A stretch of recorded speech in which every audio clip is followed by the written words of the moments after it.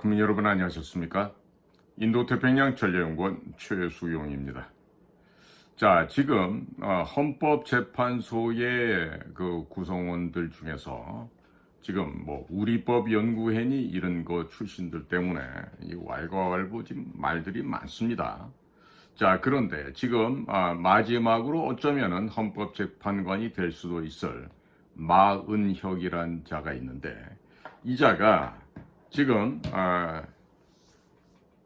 인민노련이라는 단체가 있어요. 그 인민노련은 뭐냐 하면요, 인천지역 민주노동자 연맹이라고 하는 단체입니다. 그러니까 줄여놓으면요, 인천지역 민주노동자 연맹에서 인민노련이라고 되어 있는데, 이 단체에서 지금 미국이 지난 80년 5월 달에 있었던 그 광주 사태 당시 광주 시민 2,000명 학살을 지원했다라는 내용을 그들의 인민노련의 강령으로 채택한 것이 지금 드러나고 있습니다. 그리고 그 인민노련 인천지역 민주노동자 연맹에서 이 마은혁이 지금 핵심 멤버로 활동을 하였다, 이렇게 되어 있습니다. 제가 이와 같은 현상을 보고 있으면요, 난파간첩 김영주 선생이 쓴 그 하나의 그 자기의 그 체험을 바탕으로 해서 소설을 쓴 게 있었는데요. 이미 가짜 김일성 김성주가 1970년대 초반부터 남조선의 학생들 가운데 똑똑하고 능력이 되는 사람들은 대모대로 나서지 못하게 하고 고시 공부를 해서 사법부로, 검찰로, 또 일반 행정기관에 들어가서 대한민국 체제를 근본적으로 변화시키면서 소위 말하는 남조선 적화혁명을 달성하는 전위대로 은밀하게 활동할 것을 지시를 했습니다. 자, 그와 같은 상황 속에서 1970년대, 80년대 대학가에 다니던 자들 중에서는 그들이 보내주는 공작금, 소위 장학금 명목으로 받아서 고시 공부를 하고, 그렇게 해서 사법부로 혹은 검찰 조직으로 혹은 뭐 민변으로 혹은 행정고시를 붙은 아이들은 또 일반 행정부서 안에 들어가서 이런 그 소위 암세포적인 그런 비밀 지하당 활동을 지금 30년 넘게 해왔겠죠. 자, 그것들이 지금 오늘에 있어서 이런 그들을 입장에서 볼 때 일정한 결실을 맺고 있다라고 할 수 있겠습니다.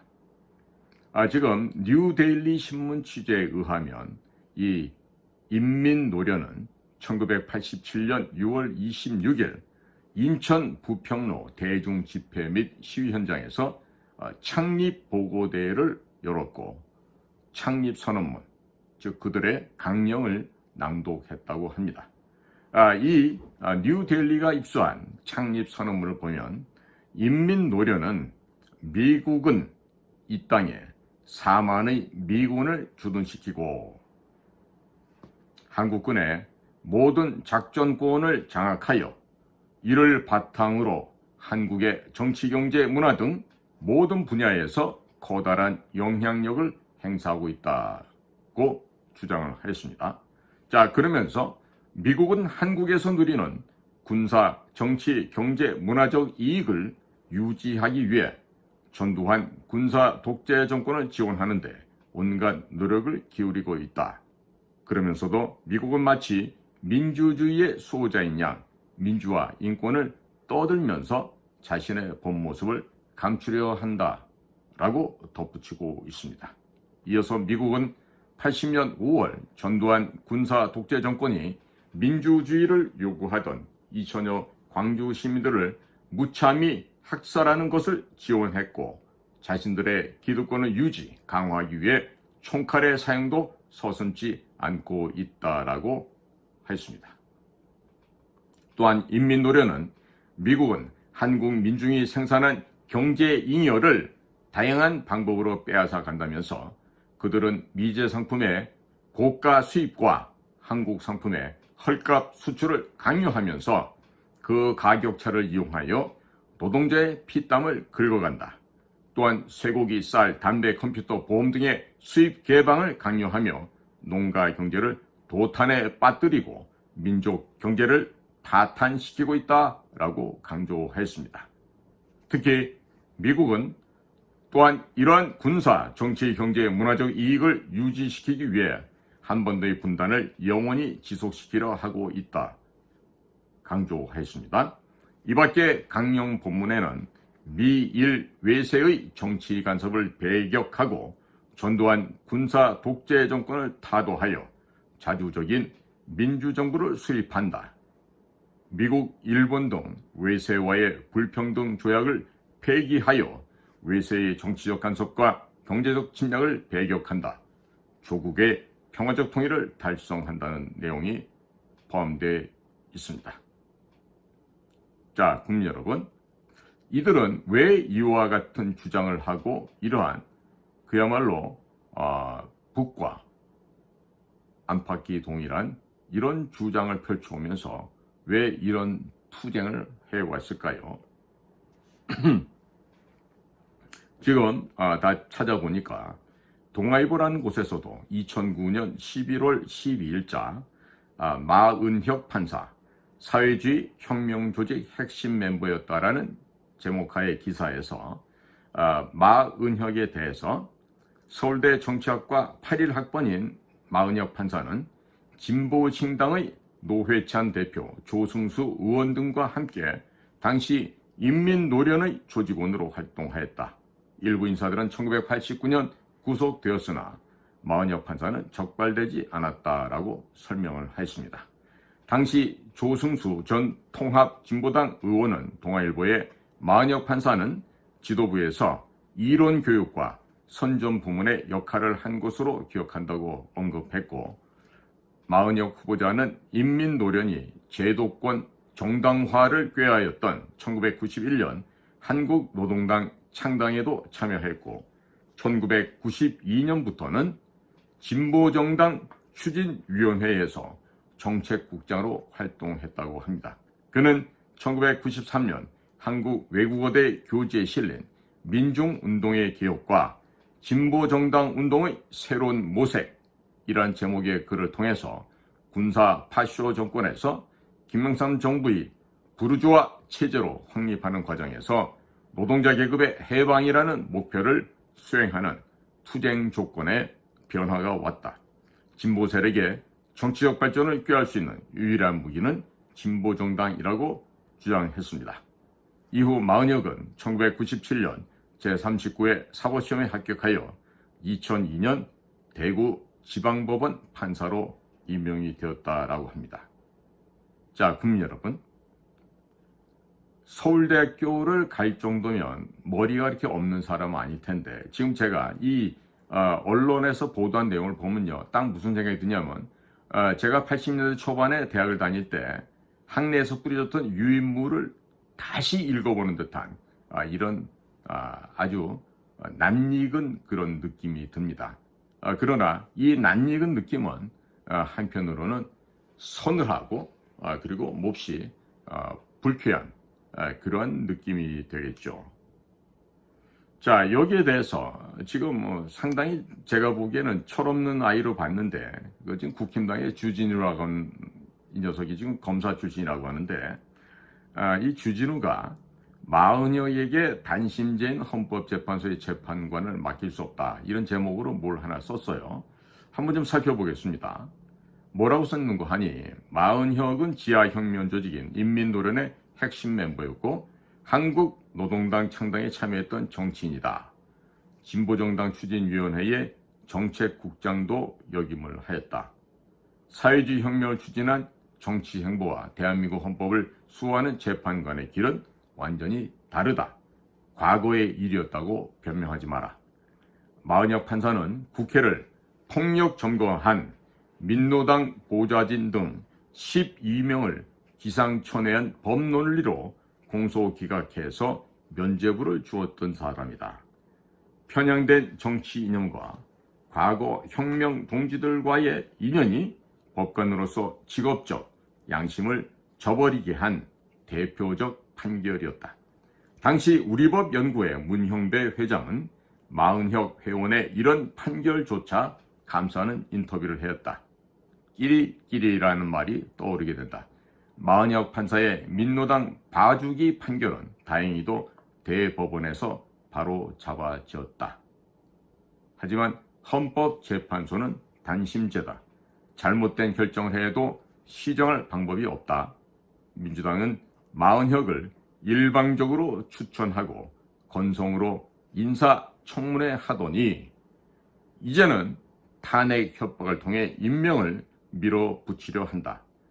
인민노련의 창립 선언문을 보았다. 미국이 한국 민중을 착취하고 있고 미국, 일본 등 외세와의 불평등 조약을 폐기하자는 내용이 담겨있다. 북한, 중국, 러시아를 적대시하면 탄핵 사유가 된다는 민주당 논리와 교회를 같이 한다. 좌파 정치 이념이 판결에까지 영향을 미쳤던 마은혁 판사를 도저히 자유 대한민국의 헌법재판관으로 인정할 수 없을 것 같다. 우리법 연구회를 주름잡았던 문형배, 이미선, 정계선, 마은혁의 끼리끼리 법 해석에도 도저히 승복 못할 것 같다. 자, 이런 글을 지금 주진우 의원, 현재 지금 의원이죠. 이렇게 글을 써서 올려놨는데, 자, 이 얘기를 들어보시니까 우리 여러분들은 어떤 생각이 드십니까? 어떤 생각이 드세요? 지금요, 지금 저희가 어렸을 때 대학을 다니면서 학내에 뿌려졌던 유인물 보면요, 주로 이런 이야기들이 많았습니다. 대부분입니다. 뭐 노래를 불러도 그런 노래들만 불렀고요.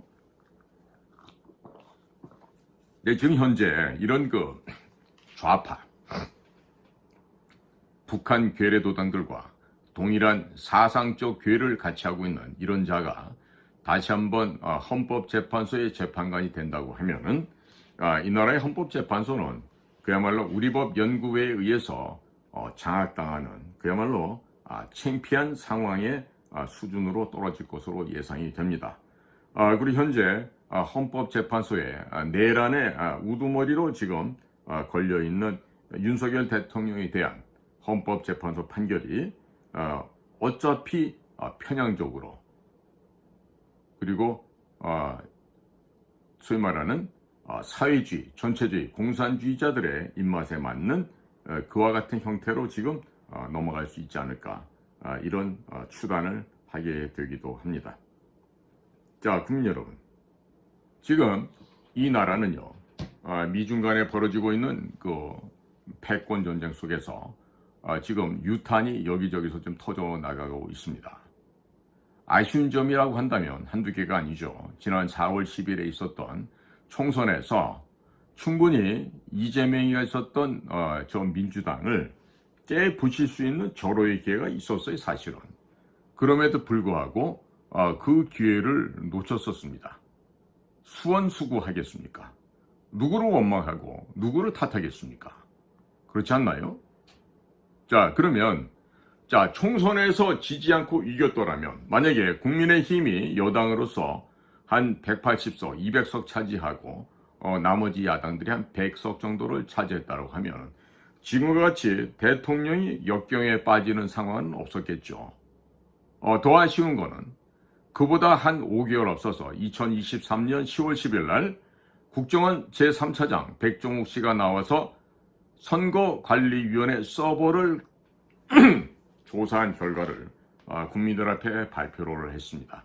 그러면 5개월 이상 시간이 남아있는 상황에서 제가 듣기로는 국정원의 현장 요원들은 그 부실하고 잘못된 현장을 보고 나서 국민들께 알리고 이것을 바로 잡아야 된다고 강력하게 주장을 했다고 합니다. 그런데 그 국장 차장으로 있던 자들이 그러면 니네가 가갖고 언론사에다 얘기를 하든지 니네가 국민 앞에 얘기하라고 이딴 식으로 얘기를 했다라는 거예요. 그러면 업무상 취득한 비밀 정보인데 그것을 대외적으로 공표하게 되면 그 요원들은 어떻게 됩니까? 직무상 취득한 비밀을 누설한 죄로 파면, 잘해봤자 해임이겠죠. 파면당하게 되면 연금도 못 받습니다. 자, 그러면 이렇게 중체대한 일이 벌어졌는데 국정원의 국정원장, 당시 김규현 씨예요. 그리고 1차장이 권춘택, 2차장이 김수현 이런 분들인데, 그러면 3차장이 이제 그 사이버 관련된 일을 하니까 이에 대한 결과를 국민들 앞에 보고로 올렸는데, 그러면 적어도 그러한 결과가 나왔더라면 어떻게 해야 됩니까? 어떻게 해야 돼요? 국가의 건강한 체제를 유지하고 발전시키기 위해서는 민주주의의 꽃이라고 할 수 있는 이 선거제도에 대한 철두철미한 대비를 했었어야죠. 근데 왜 안 했을까요? 누가 못하게 막았을까요? 저는 너무나도 아쉽고 안타까워서 이런 말씀을 드리기도 합니다. 자, 대통령께서 지금처럼 이렇게 지금 대통령을 옹호하시는 분들은 너무나 주변에 악의 무리들이 많고 거짓 세력들이 많아서 대통령 혼자서 뭘 할 수가 없었다 그럽니다. 자, 그러면 대통령실에 비서관들 있죠. 비서실장부터 해서. 그 다음에 각부 장관들도 있죠. 그 다음에 또 법무부 내에는 또 검찰 조직이 따로 있죠. 행안부 안에는 또 경찰 조직이 따로 있죠. 또 국가정보원이라는 조직도 따로 있죠. 자, 그러면 그 많은 공직자들은 급여를 받고 뭐 했습니까? 정말 이 대목에 있어서 우리 모두가 다 함께 반성해야 되지 않겠습니까? 달리 말하면 내가 속해 있는 그 조직 단위, 부처에서 그저 주는 월급만 받아 처먹었지 올바로 국가와 국민을 위해서 일을 한 놈이 단 한 놈도 없었다는 얘기가 되지 않습니까? 자, 지금 만약에 국정원에서 그런 것을 찾아냈어요. 100점 만점에 31점밖에 안 돼. 선거인 명부 다 조작 가능하고 당락을 뒤바꿀 수 있는 모든 게 수월하게 다 보이더란 얘기야. 확실하게 확인 검사를 다 끝냈어요. 그러면 당연히 국정원의 정무직에 있는 사람들은 이것을 고치기 위해서 본인들의 목숨을 걸어야 되는 거 아닐까요? 그리고 대통령이 못한다고 거부를 해도 이거를 해야 된다라고 대통령에게 압박을 해야 될 거 아니에요. 설령 내가 그 자리에서 쫓겨난 한이 있더라도. 그러나 어느 부처에서도 어느 누구도 대통령에게 이와 같은 건의를 하지 않았고 하지 못했다는 것이 이제 드러난 것입니다. 자, 우연치고 오비락이었어요. 까마귀 날자 배 떨어진다고. 과연 이번에 수원 선거관리위원회 연수원에서 체포된 그 중국의 스파이들, 중국 공작원들은 그들이 잡혀갈 거를 알았을까요? 제가 지금 전개되고 온 일을 앞뒤를 맞춰보면요. 분명히 이런 일이 있었을 것으로 예상이 됩니다. 이미 중국 공작원들이 한국에 와서 불법을 저지르고 있다는 것을 미국 정보당국에서는 여러 가지 방법으로 이미 확인을 하고 검증을 했었을 것으로 보여집니다. 그렇기 때문에 윤석열 대통령에게 11월 5일 날 미국에서 대선이 끝났죠. 그날이 우리는 11월 6일이었습니다. 자, 그리고 나서 누가 어느 자리에 간다라고 얘기가 나왔습니다. 현재 진행하고 있는 털시 게바드가 DNI 국가정보장으로 가고, 또 캐시 파텔이 FBI로 가고, 존 레클레프가 CIA로 가고, 마르코 루비오가 국무장관 가고, 마이클 월치가 NSC 국가안보 보좌관으로 가고, 국방장관에는 핏 헤그세스가 간다라고. 유엔 대사 지금 27살의 아리따운 대변인도 그렇고 다들 물망이 나왔죠.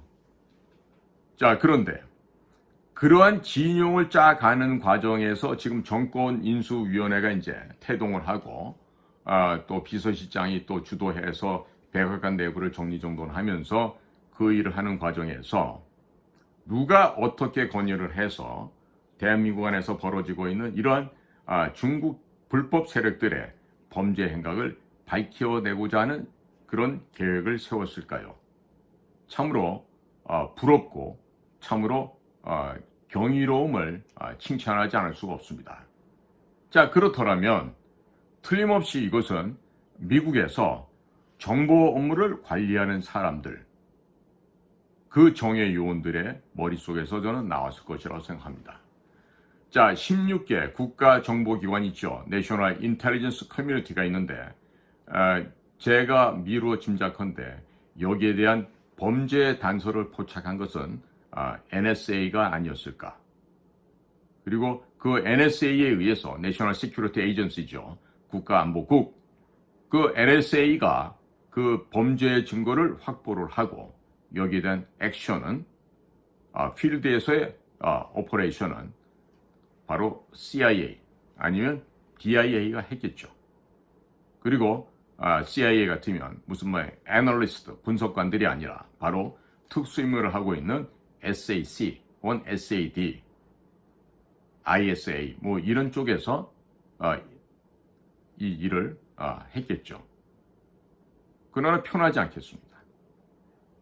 그러면 그 짧은 시간에 불과 한 2, 3주밖에 안 되는데 과연 윤석열 대통령에게 어떻게 접근을 해서 어떤 식으로 설명을 했길래 대통령께서 목숨까지 걸 생각을 했을까요? 그것은 바로 틀림없는 하드 에비던스, 결정적인 물적 증거를 미국에서 아마 제시를 하지 않았을까. 그리고 그 미국의 확고하고 결연한 미 정보당국 특수요원들의 설명을 듣고 아마 윤석열 대통령도 감동을 했을 것이라고 생각이 됩니다. 그래서 김영현 국방부 장관과 함께 미측 특수공작관들의 설명을 듣고 어떻게 이 일을 헤쳐나갈지를 아마 상의를 했겠죠. 그러나 일단 겉모습은 대한민국이 주가 되어서 대통령의 지시가 주가 되어서 비상계엄령이 발동된 것으로 되었어요. 그러나 뒤늦게나마 이렇게 저렇게 여러 가지 방법을 통해서 알려진 것은 미국의 정보당국의 특수요원들에 의한 사전 치밀한 계획과 준비에 의거하여 이런 성공리에 아주 나이스한 결과를 만들어냈다고 하는 것이죠. 자, 지금 미국의 각부 장관을 임명을 하려면 상원에서 인사청문회를 해야 됩니다. 지금 어제 오늘 계속해서 FBI의 캐시 파텔 국장과 또 DNI의 털시 게바드의 인사청문회가 진행되고 있는데요. 지금 그 워낙에 강한 사람들 둘이를 인사청문회를 하면서 지금 미 상원의회 민주당 의원들이 아주 그냥 사시나무 떠듯이 바들바들 떨고 있는 걸 저는 직접 제 눈으로 확인을 해봤습니다. 자, 그러면 이와 같은 외교 안보 부분의 장들이 임명이 되어지고 그 다음에 지금 또 보건복지 쪽에 RFK 주니어가 지금 청문회를 하고 있는데 그쪽 분야도 무지하게 중요하죠. 중국에 대해서 팬데믹 보상까지 받아내고 인류의 의료 체계를 바꿔버릴 수 있는 지금 전 세계 다국적 기업에 있는 이런 거대 기업들을 일순간에 파괴 내지는 몰락시켜버릴 이런 거대한 변혁이 일어날 가능성도 배제할 수가 없습니다. 거기에다가 경제 분야, 상무 분야, 또 USTR 같은 무역 대표부 여러 개 부처가 아직도 장관이 인사청문회가 아직 시작조차 못한 곳도 많이 있습니다. 자, 그러니까 이 모든 과정을 마치는데 최소한도 2월 말 이후가 되어야 되지 않을까. 내지는 아마 3월 중순 정도가 되어야만 정식으로 전 강요가 완벽하게 갖춰지지 않을까. 이런 예상을 하게 됩니다. 자, 그렇다면은 미국에서 공식 발표할 수 있는 시점이 그 이후로 미뤄질 수 있다는 얘기겠죠. 자, 그러면 어떻게 됩니까? 우리나라 입장만 고려해 본다면 대통령이 매우 위험한 상황에 처해질 수도 있다. 이런 걱정을 많이 하게 됩니다. 그래서 지금 이 모든 과정을 밝히는 데 있어서 지금 바로 좌충우돌을 하고 있는 거예요. 그런데 신기한 건요. 한국의 조그만 그 스카이데일리라는 그 신문사를 제외하고는 어디서든지 여기에 대해서 확인 검증을 하지 않습니다. 자, 지금 제가 만약에 워싱턴 특파원이라 그런다면은 화이트하우스 기자 간담회 때 가서 질문할 수도 있겠죠. 내지는 국무부 브리핑룸에 가서 국무부 쪽에 가서도 질문할 수도 있고 여러 가지 취재를 할 수가 있겠죠. 근데 왜 안 할까요?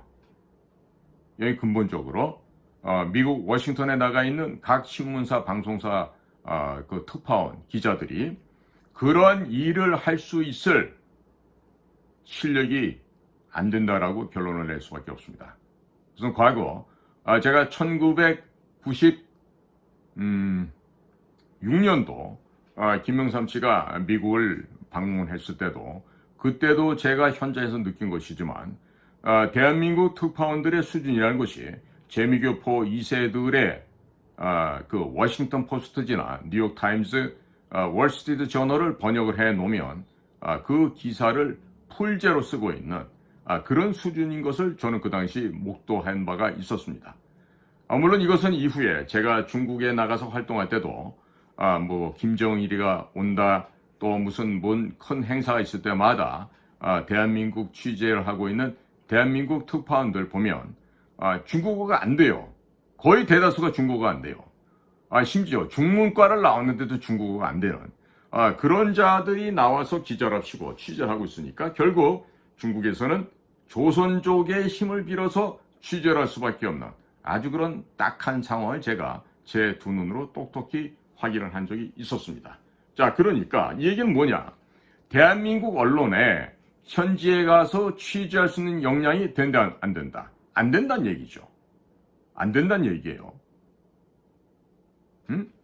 자, 그렇기 때문에 지금 어떻게 해서든지 우리나라의 어려운 환경과 사정, 입장을 설명을 하고 미국에서 그걸 공감하고 우리 손을 좀 들어줘야 돼요. 근데 우리 쪽은 바빠요, 마음이. 현실적으로. 왜? 헌법재판소에 저 간첩들이 드글드글한데 그러한 뭐 문형배 거기다가 말이에요. 그 뭐 맨날 주식 투자만 했더니 있잖아. 뭐 이미선, 뭐 정계선, 뭐 이런 애들이 다 합세해서 하게 되면은 이미 결론은 나 있는 것이죠. 대통령 윤석열을 탄핵을 인용한다 해서 쫓아내겠다고 하는 이거 아니겠습니까? 그러니까 제가 미흡한 저의 머리로 생각한다라면 이럴 때 나라를 위해서 힘써줄 수 있는 조직이 단 하나밖에 없어요. 굳이 말하면 둘이라고 얘기하겠네. 외교부와 국정원. 국정원과 외교부입니다. 자, 이들은 둘 다 조씨예요. 하나는 조태열이고 외교부, 국정원은 조태용입니다. 둘 다 학렬이 비슷한 거 보니까 아마 집안인지도 모르겠는데, 자, 그러면 이분들이 해야 될 일이 있잖아요. 뭡니까? 미국에 가서 미국의 자기들과 카운터 파트너가 되는 사람들 만나야죠. 자, 예를 들면 조태열 외교부 장관 같으면 마르코 루비오 미 국무장관을 만나서 루비오 장관님, 우리나라 좀 도와주십시오. 대통령이 이런 어려운 처지에 처해 있으니까 여러분들이 좀 내정 간섭이란 얘기를 좀 듣더라도 공식적으로 우리를 좀 지지 성명을 좀 해주십시오. 조태용 국정원장은 지금 존 레클리프 CIA 국장이 인준을 받았어요. 지금 취임을 했으니까 CIA 국장인 존 레클리프가 있는 랭글리 찾아가서 자, 레클리프 국장님, 우리나라 좀 도와주십시오.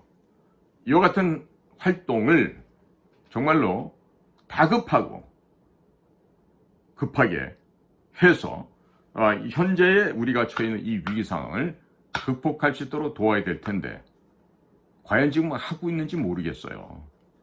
제발 부탁인데 본인이 못 가면 국정원 같은 경우는 차장이라도 보내서 꼭 현재 우리가 당면해 있는 이 국난 상황을 미국에서 도와달라고 요청을 해야 됩니다.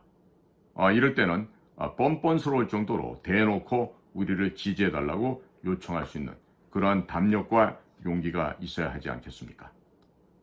자, 지금 저와 같은 사람들은 이미 현직도 아니고 밖에 나와 있는 사람으로서 지금 미국에게 협조를 요청할 수 있는 데는 그쪽에서도 카운터 파트너가 정해진 곳은 국정원에 상대되는 CIA, 그리고 외교부에 상대가 될 수 있는 국무부, 여기밖에 지금 현재로는 없어요. 물론 우리나라는 지금 국방장관이 자리에 지금 없죠. 그러다 보니까 피트 헤그세스 국방장관과 뭘 이렇게 좀 할 수 있는 라인이 지금 없어요. 자, 그러다 보니까 현재 장이 남아있는 데는 미국의 신임 국무장관 마르코 루비오, 그리고 신임 CIA 국장 존 레클리프, 이들과 협상 파트너가 될 수 있는 대한민국의 외교부의 조태열 장관과 국정원의 조태영 원장이 속히 워싱턴에 가서 이 지금 꼬여있는 실타래를 좀 풀고 와서 대한민국을 좀 정상화시키는데 기여를 해주셨으면 좋겠습니다. 저는 뭐 두 분 다 뭐 미국 경험도 많고 뭐 영어도 워낙에 뭐 잘한다고 이렇게 소문이 나 있으니까 우리처럼 뭐 밤중에 공부한 영어가 아니니까 잘하지 않겠습니까? 그러니까 한번 제발 좀 우리 고위직에 있는 공직자들이 헌신할 수 있는 그런 모습을 좀 보았으면 해서 오늘 이처럼 방송을 하게 됩니다. 참 안타까운 일이에요.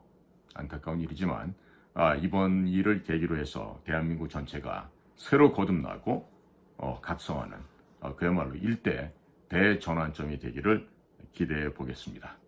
자, 오늘도 저희 방송을 경청해 주셔서 감사를 드립니다. 저는 인도태평양 전략연구원의 최수영이었습니다. 감사합니다.